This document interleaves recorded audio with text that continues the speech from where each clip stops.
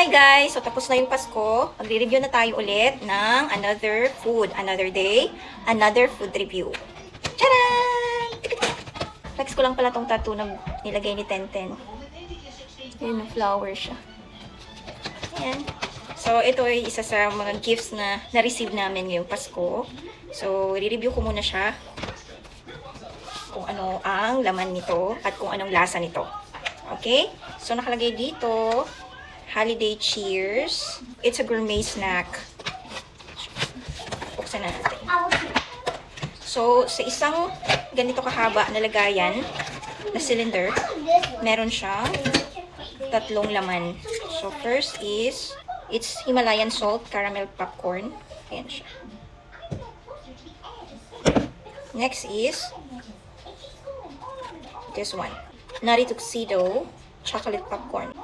Then, the last one is Hawaiian barbecue cheese popcorn. Titikman natin alin sa tatlong to ang pinaka masarap at magugustuhan ng mga bata. Pero titikman ko muna, so magugustuhan ko. Okay, so itry muna natin tong cheese. Itong cheese popcorn. Yan. So ayan, sakto lang yung alat niya, pero spicy siya. Spicy. So, yun na dito. Kakainin ng mga kids. Ang hirap tayo pabukas. Oh! Ayan. So, para siyang caramel. Ayan siya, oh. May almond siya. May caramel. At may chocolate. Perfecto para sa mga bata. Ito parang yung normal lang yata ito. Yung chocolate popcorn, sakto lang yung tamis. Sakto lang yung lasa ng caramel at chocolate at saka ng almonds. At ito naman, caramel popcorn lang siya. Plain caramel popcorn. Sigurado ako na magugustuhan din to ng mga bata.